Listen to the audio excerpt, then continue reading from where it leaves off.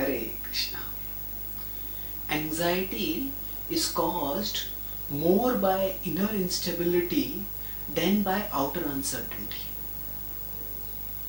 Researchers who have studied stress and anxiety have found a curious paradoxical pattern. In the developing countries, people have much more reasons to be anxious. Food, clothing, shelter, electricity, light, water, these things are uncertain, and such uncertainty naturally causes anxiety. In the developed countries, these things, these basic necessities of life are more or less well taken care of. And yet, although people in the developed world have less things to be worried about, often they tend to be more worried. The anxiety levels in the developed world are much more than in the developing world. Further, when people move from the developing countries to the developed countries, often their anxiety levels also shoot up. Now, what is the cause of such anxiety? Actually, anxiety is caused not just by outer uncertainty. Yes, that is one cause. What will happen? Will this come or will that happen or not? Will this thing go right or not? These things cause anxiety. But anxiety is also caused by much more by inner instability. Inner instability means that if we do not have a stable self-conception, if we don't have a stable basis for our life, if our sense of self-worth and self-identity come too much from externals, then we cannot but feel anxious, because every external change seems far more consequential than it needs to be. So if I think that my whole sense of identity depends on who I am and what I am worth, depends on whether I can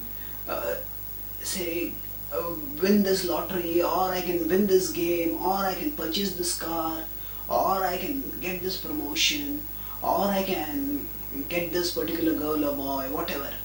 So if we wed our sense of self-identity and self-worth to externals, then every small external thing becomes very big, and it becomes a source of great anxiety.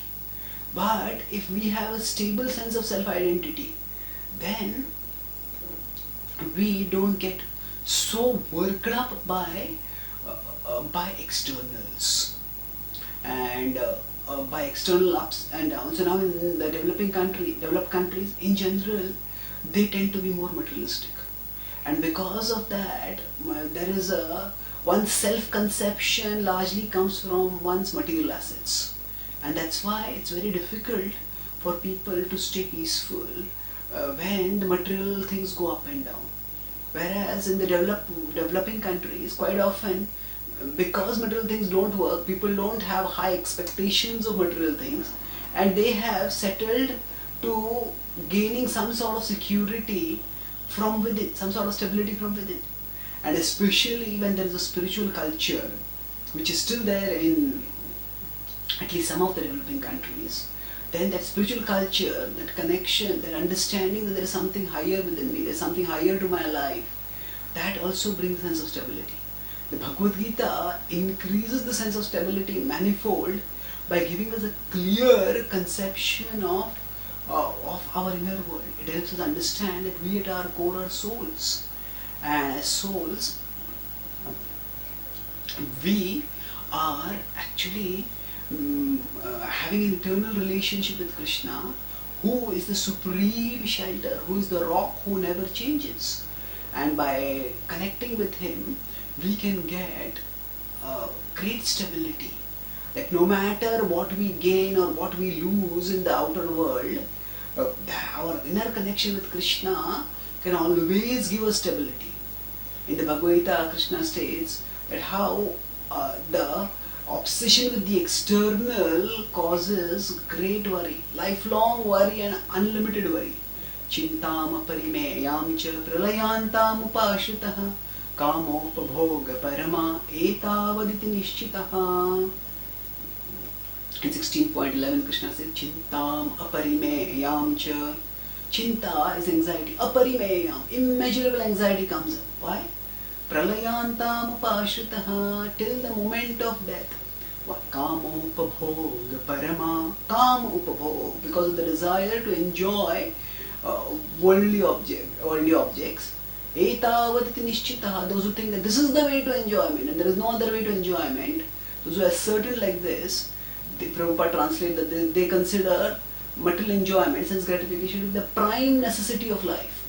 So when that which is external is what we think as essential, then the consequence is that we put ourselves to anxiety because the external is not in our control. That's why it says chintam, anxiety, aparimeyam, immeasurable, and pralayantam, till the moment of death it will go on.